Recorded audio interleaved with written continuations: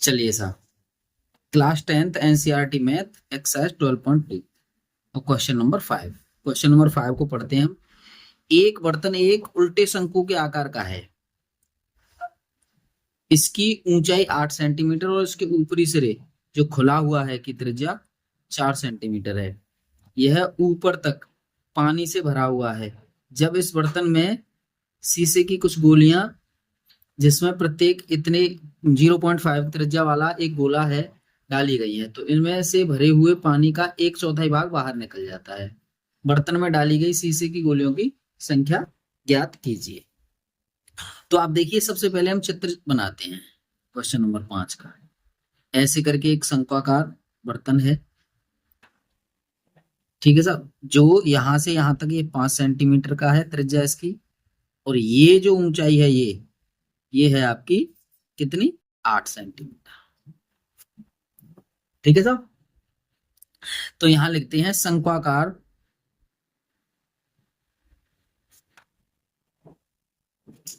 बर्तन की ऊंचाई यानी h इक्वल टू 8 सेंटीमीटर। 8 ये दी है हमारी, देखो ये ऊंचाई हमारी 8 दी है।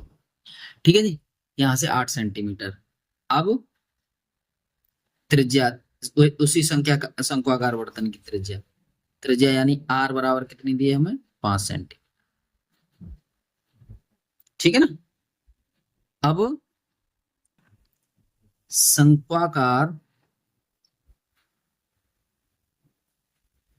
बर्तन में पानी का आयतन,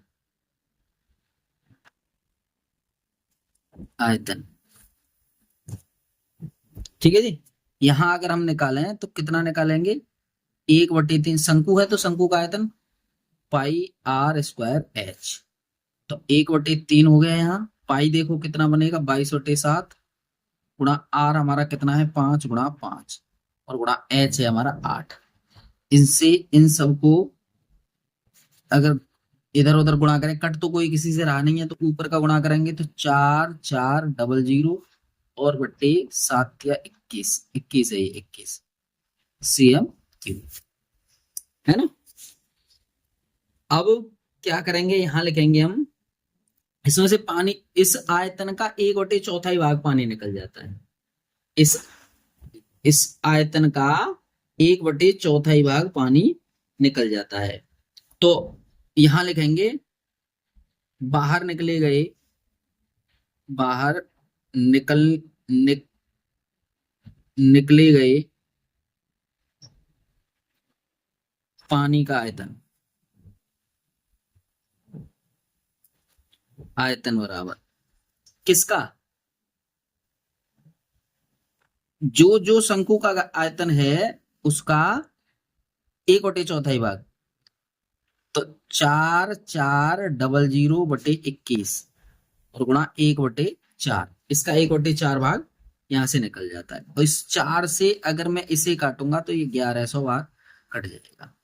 तो यहां बना हमारा 1100/21, इतने cm3। आ रहा है जी समझ में। अब इसमें शीशे की गोली डाल दी है, तो शीशे की गोली की त्रिज्या, शीशे की गोली की त्रिज्या r बराबर 0.5 सेंटीमीटर। ये बनी साहब, ये बनी। समझ पा रहे हैं साहब। अब गोली का आयतन, एक गोली का आयतन कैसी है, वो गोली कैसी है साहब, गोलाकार। तो क्या करेंगे, 4/3 पाई r क्यूब। ध्यान दो, तो 4/3 लगाएंगे, पाई का मान 22/7 रखेंगे, r रखेंगे हम कितना रखेंगे साहब, 0.5 है, 0.5 इंटू 0.5 इंटू 0.5। ठीक है साहब, इसको करते हैं। अब इसे करेंगे तो देखो, इन सब का गुणा करने के बाद 25 पंजे 125, और यहाँ होगा 22 चौके 88 गुणा 0.125, 3 अंक बाद दशमलव, और 3 गुणा 7, और इसका अगर हम मैं पॉइंट हटाऊंगा, थोड़ा ध्यान देंगे आप, कि 8 8 गुणा 125 और बटे मैं कर सकता हूँ 21, 21 गुणा 1000 कर सकता हूँ। 1000 क्यों? पॉइंट का एक रखा और 3 अंक बाद है तो 3 जीरो रख दी। तो देखो 25 पंजे 125 और 25 चौके 140 हो जाएगा ये। और 4 से इसे काटो 10 बार और 4 से इसे काट दीजिए 22 बार। और 5 से इसे काट दो 2 बार और 2 से इसे काट दो 10 बार। ठीक है साहब, 2 से इसे काट दो 11 बार। तो कितना बना साहब? 11/21 cm3 ये बना। अब कह रहा है गोलियों की संख्या। जो गोली उसमें बर्तन में हमने डाली, इस बर्तन में जो कांच की जो गोलियां डाली हैं हमने ये ऐसी, उनकी संख्या, गोलियों की संख्या बराबर बराबर क्या रखेंगे? बाहर निकाले गए गए पानी का आयतन बटे शीशे की एक गोली का आयतन। शीशे की एक गोली का आयतन, कंचे जो होते हैं ऐसे मानो, गोली का आयतन। आयतन तो देखो हमने उसमें से कितना निकाला था? हमने निकाला था 1100/21 और बटे ये ऊपर वाला था और नीचे हमारा था 11/21 ये। अब हम इसमें क्या करेंगे? देखिए इसमें करेंगे 1100 तो ऊपर लिख लीजिए और यहाँ पे 21 21 और इसको करेंगे 21/11। इससे इसे काट दो, इससे इसे काट दो 100 बार। तो कितनी हो गई? 100 गोलियां। ठीक है साहब, तो 100 गोलियां उसमें शीशे की डाली जाएंगी, कांच की गोलियां, तब जाकर के वो इतना पानी निकलेगा। ठीक है साहब, चलिए अब अगला वाला हमारा क्वेश्चन है जी, छठवां, क्वेश्चन नंबर 6 देखते हैं साहब। चलिए क्वेश्चन 6 क्या कहता है पहले पढ़ लेते हैं। ऊंचाई 220 सेंटीमीटर और आधार का व्यास 24 सेंटीमीटर वाले एक बर्तन, एक बेलन, जिस पर ऊंचाई 60 सेंटीमीटर और त्रिज्या 8 सेंटीमीटर वाले एक अन्य बेलन आरोपित है, से लोहे का एक स्तंभ बना है। इस स्तंभ का द्रव्यमान ज्ञात कीजिए। जबकि दिया है 1 सेंटीमीटर की लोहे का द्रव्यमान बराबर 8 ग्राम होता है और पाई का मान 3.14 लीजिए। ये रखना है पाई की वैल्यू। आइए पहले तो हम चित्र बनाते हैं, पहले चित्र बना लेते हैं, उसके बाद देखेंगे सब क्या करते हैं।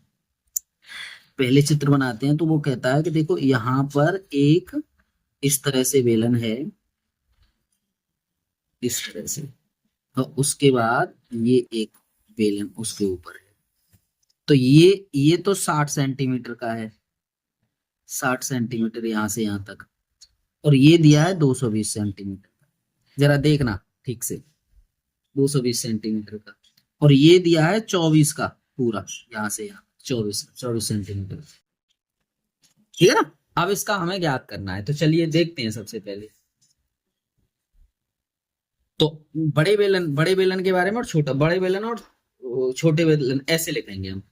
तो ऐसा करते हैं H1 H2 और R1 R2 कर लेते हैं। इसको कर लेते हैं H1। देखो बड़े बेलन की ऊंचाई यहां लिखते हैं, बड़े बेलन की ऊंचाई ऊंचाई H1 बराबर कितनी हो गई साहब? 220 सेंटीमीटर। और बड़े बेलन की त्रिज्या त्रिज्या यहाँ R1 ले लीजिए। R1 कितनी हो गई? 24/2। 24/2 क्योंकि ये 24 है पूरा, ये 24 है, इसका आधा करेंगे तो कितना हो गया? 12 सेंटीमीटर। ध्यान देना जरा ठीक से, 12 सेंटीमीटर की हो गई। अब छोटे बेलन को ले लीजिए, छोटा, ये छोटा ऊपर लगा हुआ बेलन ही तो है दोनों। छोटे बेलन की ऊंचाई, बेलन की ऊंचाई ये H2 मान लो, इसको लेंगे हम तो कितनी हो गई? ये लिए साहब 60, देखो 60 करो से 60 सेंटीमीटर, ये 66 जैसा लग रहा था, 60 सेंटीमीटर। और छोटे बेलन की त्रिज्या बराबर, त्रिज्या यानी R2, R2 बराबर हमारी कितनी हो जाएगी, ये कितनी दी है हमें, पूरी कितनी दी है ये, 8, 8 पूरा 8 ही कह दिया है उसने, देखो यहां से यहां तक की दूरी 8, तो 8 सेंटीमीटर। ठीक है सब। अब चलिए, क्या क्या पूछ रहा है वो, लोहे का स्तंभ है ना, स्तंभ का आयतन, स्तंभ का आयतन बराबर बड़े बेलन का आयतन, बड़े बेलन का आयतन, यहाँ बड़ा और ये छोटा, बड़ा बेलन और छोटा बेलन ऐसे करके, बड़े बेलन का आयतन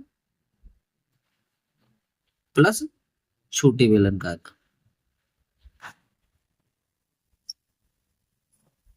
आयतन आयतन। तो बड़े बेलन का आयतन क्या होता है, πr1² H1 plus πr2² H2। ठीक है जी।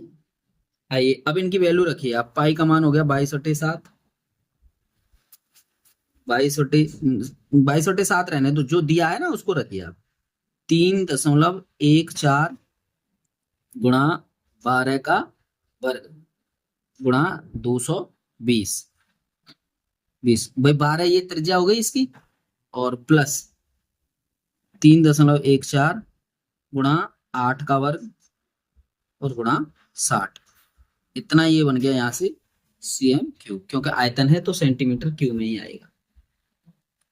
समझ पा रहे होंगे आप। यहां ले लीजिए आप, यहां लिखेंगे 3.14 गुणा 12/12 144, ठीक है ना, 12 में 144 और गुणा गुणा यहां लिख सकते हैं 220 और प्लस 3.14 गुणा 64 और गुणा 60, यहां ले लीजिए cm3। ठीक है। अब देखो इन सब का गुणा करने के बाद हमारे पास आ रहा है कितना, कि 99475.2 प्लस इनका गुणा करने के बाद हमारे पास आ रहा है 12057.6, इतने cm3। अब देखो इनको जोड़ेंगे, इनको जोड़ने के बाद, इनको जोड़ने के बाद हमारे पास आता है जी क्या, इनको जोड़ने के बाद आता है एक एक एक 53.2.8 cm3। ठीक है ना, समझ में आ रहा है। अब हमें दे क्या रहा है कि 1 cm3 लोहे का द्रव्यमान, लोहे का दिया है, यहां लिख लो दिया है, लिखना चाहे तो दिया 1 लोहे का द्रव्यमान बराबर 8 ग्राम। ठीक है ना, और 1,1,1,5,3,2.8 सेंटीमीटर क्यूब लोहे का द्रव्यमान, लोहे का द्रव्यमान बराबर 1,1,1,5,3.2.8 गुणा 8, इसका गुणा कर देंगे। अब ये ग्राम है, ग्राम है तो इसको हम केजी में बनाएंगे, तो बटे 1000 और कर देंगे, 1000, क्योंकि 1000 मतलब 1000 ग्राम का 1 केजी होता है, तो यहाँ पे लिख देंगे केजी। ठीक है जी। अब इसको काटने के, इनका ऊपर गुणा करने के बाद और इसका भाग लगाने के बाद ये आ रहा है हमारा 892.26 केजी। इस तरह से हमारा ये उत्तर हो जाता है। तो ये हमारा छठवां क्वेश्चन कंप्लीट। अब हम पढ़ते हैं क्वेश्चन नंबर 7। क्वेश्चन नंबर 7 से बात करेंगे, पहले हम उसे पढ़ते हैं जी। ठीक है, क्वेश्चन नंबर 7 पढ़ते हैं, उसके बाद पता चलेगा क्या होता है जी। चलिए, एक ठोस में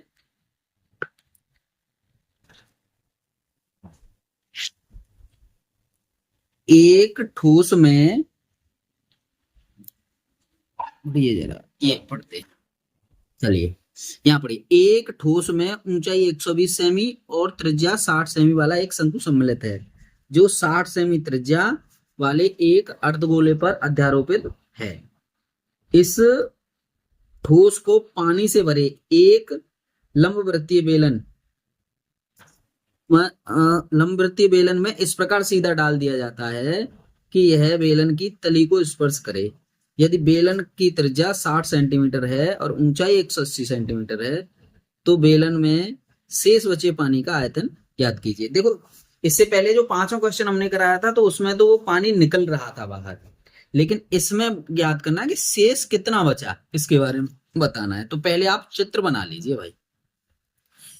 एक बेलनाकार बर्तन बना लो ऐसे, इसमें पानी भरा हुआ है, इसमें हमने क्या किया, एक शंकु ऐसे करके तली में डाल दिया।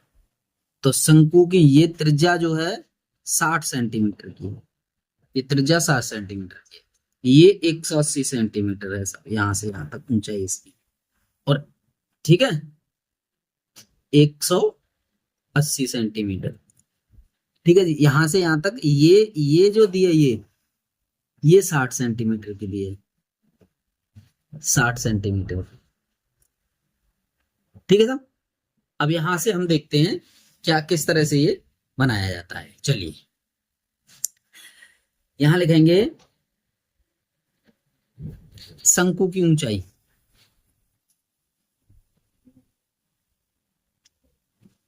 शंकु की ऊंचाई इसको हम h1 मानेंगे, तो ये होगी 120 सेंटीमीटर, ठीक है जी। और शंकु की त्रिज्या, शंकु की त्रिज्या R1 बराबर इसको करेंगे 60 सेंटीमीटर, है ना। अब बेलन की त्रिज्या, शंकु और बेलन की त्रिज्या समान है जी इसमें, है ना। बेलन की त्रिज्या ऐसे ऐसे मान लो, इसे ऐसे करके यूं यूं ले लीजिए, यूं यूं, बिल्कुल। तो ये भी 60 की, ये दोनों ही बराबर है। बेलन की त्रिज्या, बेलन की त्रिज्या यानी R2 अगर हम निकालेंगे तो ये भी 60 सेंटीमीटर हो गई। और बेलन की ऊंचाई, बेलन की ऊंचाई, ऊंचाई देखो ये दी है 60 सेंटीमीटर की ऊंचाई, ठीक है। तो ये क्या करेंगे हम, ऊंचाई यानी H2 इक्वल टू कितनी हो गई हमारे पास, 180, 180 सेंटीमीटर की। तो ये ऊंचाई हमारी 180 सेंटीमीटर की है, नहीं बेलन वाली, ये बाहर वाली, ठीक है। चलिए अब सबसे पहले ऐसा करते हैं कि ये पानी जो भरा हुआ है ना, ये बेलन में भरा हुआ है पूरा, तो बेलन में भरे पानी का आयतन, बेलन में भरे पानी का आयतन, पानी का आयतन। तो आयतन बेलन है तो बेलन पाई R स्क्वायर H होता है बेलन का आयतन। तो पाई की वैल्यू हम इसमें कह रहा है 22/7, 22/7 ले लिया। R देखो कितना है 60, 60 गुणा 60 ले लेंगे और 180, ठीक है जी भाई साहब। चलिए यहां से हम क्या करते हैं, यहाँ 22 हो गए, गुणा इनका 6 का 3600 हो गए, और गुणा 180/7। तो इन सबका अगर हम गुणा करेंगे तो ये हो गया 1 4 2 5 6 और 0 लगा दीजिए 3/7 cm³, ठीक है जी, सेंटीमीटर क्यूब। आइए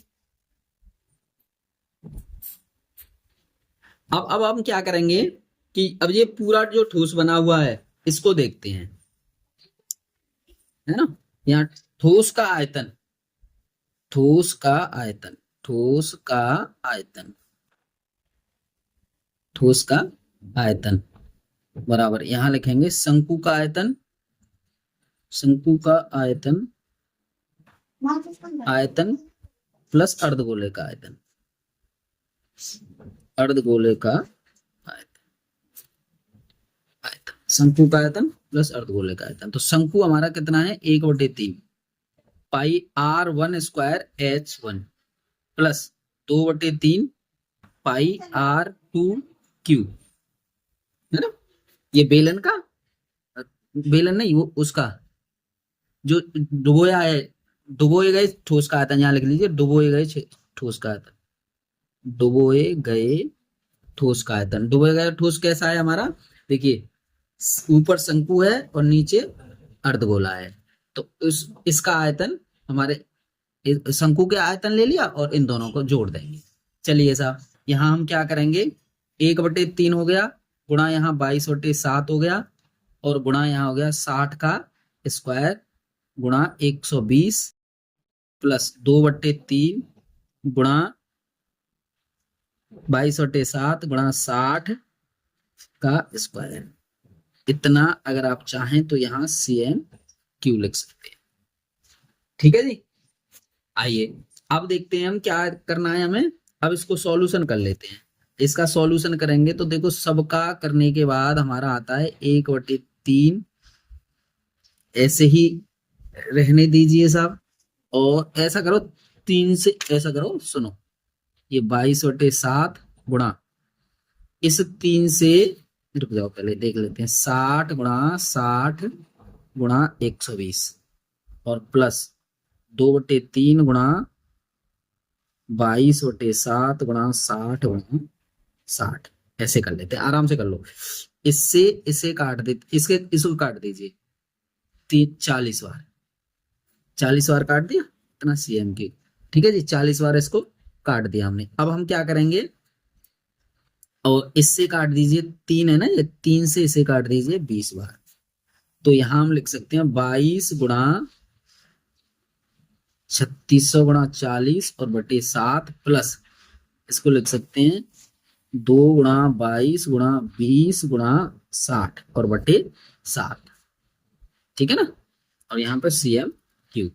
अब इन सब का गुणा ऊपर करेंगे तो इसे लिखेंगे हम 31 6 8 और 3 0 बटे 7 प्लस यहाँ पे भी 31 1 6 8 और ये 3 0 और बटे 7, इतना CM। ये बना जी, इतना सेंटीमीटर क्यूब हमारा ये बन गया।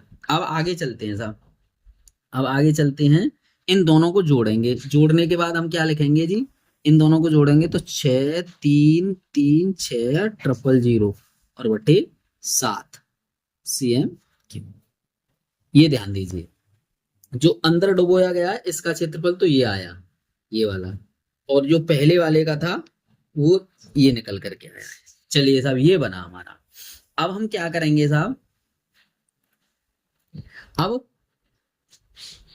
बेलनाकार बर्तन में, यहां बेलनाकार बर्तन में बचे शेष पानी का आयतन,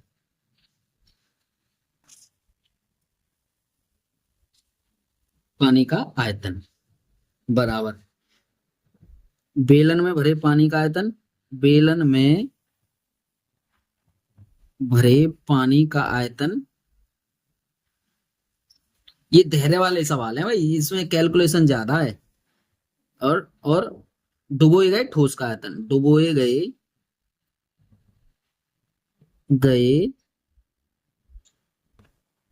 ठोस का आयतन। ठीक है साहब, तो देखिए वहां पे ले लीजिए, इसका आयतन आया था हमारा, देखो ये लिखा हुआ है, ये 14 25 600, 14 25 600 और बटे 7 माइनस इसको घटाएंगे। देखिए ये दिया है आपको 6 3 3 6 और 000 बटे 7, इतना CM। समझ रहे हैं ना आप? ठीक है जी। अब इसको हम क्या करेंगे, इसको लिखेंगे हम कितना, इसे देखिए 7 तो एलसीएम ले लिया हमने, इसे घटाएंगे तो 7 9 2 और 4 बार 0, ये आएंगे सब 4 0 और बटे 7, इतने CM। ठीक है, अब इसका इसमें भाग अगर हम देते हैं तो ये बनता है हमारा कितना, ये बनेगा 1 1 1 3 1 4 2 8.57 142 CM। ठीक है साहब। अब 1 2 3 4 5 और 6, तो 100 और 100 और 100 मीटर में बदलेंगे ना, तो 1 मीटर में 100 सेंटीमीटर। तो देखो 3 बार 100 करेंगे, 100 और 100 और 100, 1 2 3, मैंने यानी 2 4 6, 6 अंक बाद इधर आएगा पॉइंट, तो 6 अंक बाद पॉइंट इधर आएगा, तो 1 2 3 4 5 6 यहाँ आएगा, यानी 1.131 मीटर क्यूब, ये बना हमारा। ठीक है जी, इस तरह से हमारा ये 7वां क्वेश्चन कंप्लीट होता है जी। ठीक है साहब, आइए अब आते हैं हम 8वें क्वेश्चन पर। अब हम 8वें क्वेश्चन से बात करेंगे। इसका 8वां क्वेश्चन देखिए साहब, 8वां क्वेश्चन क्या कहता है जी, देख पहले पढ़ लीजिए, हम इस 8वें क्वेश्चन को पढ़ेंगे साहब। पढ़ते हैं। एक गोलाकार कांच के बर्तन की एक बेलन के आकार की गर्दन है, जिसकी लंबाई 8 सेंटीमीटर है और व्यास 2 सेंटीमीटर है, जबकि गोलाकार भाग का व्यास 8.5 सेंटीमीटर है। इसमें भरे जा सकने वाले पानी की मात्रा माप कर एक बच्चे ने यह ज्ञात किया कि इस बर्तन का आयतन 345 सेंटीमीटर क्यूब है। जांच कीजिए कि उस बच्चे का उत्तर सही है या नहीं, यह मानते हुए कि उपयुक्त तो मापन आंतरिक मापन थे और पाई का वैल्यू 3.14 आपको रखना है। तो इस तरह से देखिए 8वां क्वेश्चन ये तैयार किया गया है हमारा। तो 8वें क्वेश्चन से बात करते हैं। तो सबसे पहले ऐसा करते हैं, जैसा कह रहा है उस हिसाब से हम चित्र बनाते हैं। जिस तरह से उसने कहा है उस तरह से चित्र बना लेते हैं। वो कह रहा है कि एक बर्तन है, एक सुराही के आकार का, इस तरह से ये, और ऐसे ऐसे ये एक बर्तन है। ठीक है, तो इसका जो बेलनाकार भाग है उसकी सुराही की गर्दन की लंबाई कितनी है, इतने सेंटीमीटर, और ये यहां से यहां तक पूरा कितना है, 2 सेंटीमीटर, और ये यहां से यहां तक कितना है, 8.5 सेंटीमीटर। ठीक है जी। अब यहां आइए आप, इसे लिखते हैं हम बेलन की ऊंचाई। बेलन की ऊंचाई H1 इक्वल टू कितनी हो गई, 8 सेंटीमीटर। अब बेलन का, बेलन की त्रिज्या, त्रिज्या हो गई 2/2, यानी R1 बराबर 2 है, ये 2 का आधा 1 सेंटीमीटर हो गई साहब। ठीक है साहब। अब गोलाकार भाग, भाग की अगर त्रिज्या हम निकालते हैं तो गोलाकार भाग की, गोलाकार भाग की त्रिज्या, भाग की त्रिज्या यानी R2 बराबर अगर हम निकालेंगे तो 8.5 का आधा करेंगे तो कितना बना, 4.25, इतना सेंटीमीटर बना सकते। ठीक है ना।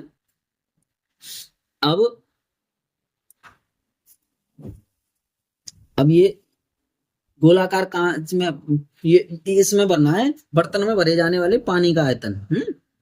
बर्तन में देखो, यहां से देखते हैं, बर्तन में भरे जाने वाले पानी का आयतन, का आयतन, आयतन ये होता है बराबर, इसमें क्या है, बेलन का आयतन, बेलनाकार भाग का आयतन प्लस गोलाकार भाग का आयतन।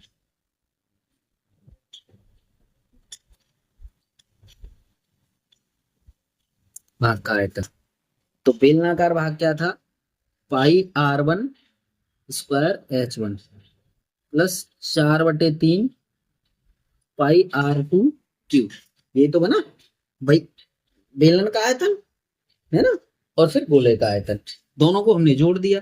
तो इसका रखते हैं, देखिए इनके मान रखते हैं। अब हम पाई का मान हम कितना रख देंगे, हम चाहे तो वैसे इसमें से कॉमन ले लीजिए। आप क्या लेंगे, कॉमन क्या ऐसे करते हैं, सबसे पहले इनका मान रख लीजिए, पहले पहले पाई ले लीजिए, ऐसा करिए पाई का मान रख दो 3.14 गुणा R1 का मतलब 2, 2 का स्क्वायर इंटू 8 प्लस 4/3, यहाँ पर पाई हो गया और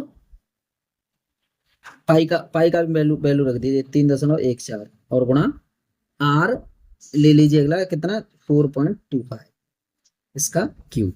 अब देखो इसमें से हम कॉमन ले लेते हैं 3.14 क्योंकि ये दोनों में ही मिल रहा है हमारा। यहाँ पे हमारा 8 हो गया, 8 8 ही तो हो जाएगा ना यहाँ। देखो क्योंकि ये एक का हम वर्क करें, देखिए यहाँ एक है, एक का तो हम कितनी बार वर्क करें यही रहेगा, गुणा करें प्लस ये हो जाएगा 4/3 गुणा इसका अगर हम वर्क करेंगे तो ये हो गया 76.65 ये बना इसका वर्क, इसका वर्क बनेगा सब।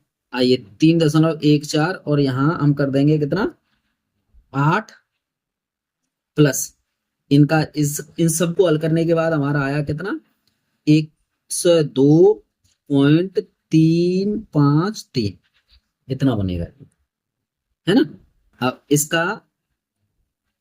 अब अगर हम हल करेंगे तो ये होगा 3.14 गुणा इसे लिखेंगे 110.353। अब इसका गुणा करने के बाद 346.51 cm3। अतः बच्चे का उत्तर गलत है, बच्चे का उत्तर गलत है, गलत है क्योंकि वो कितना कह रहा है, देखो वो कह रहा है कितना 345 और हमारा निकला है 346.51। तो सही उत्तर क्या है, सही उत्तर 346.51 cm3 है। इस तरह से हमारी ये एक्सरसाइज 12.2 हल हो जाती है। धन्यवाद।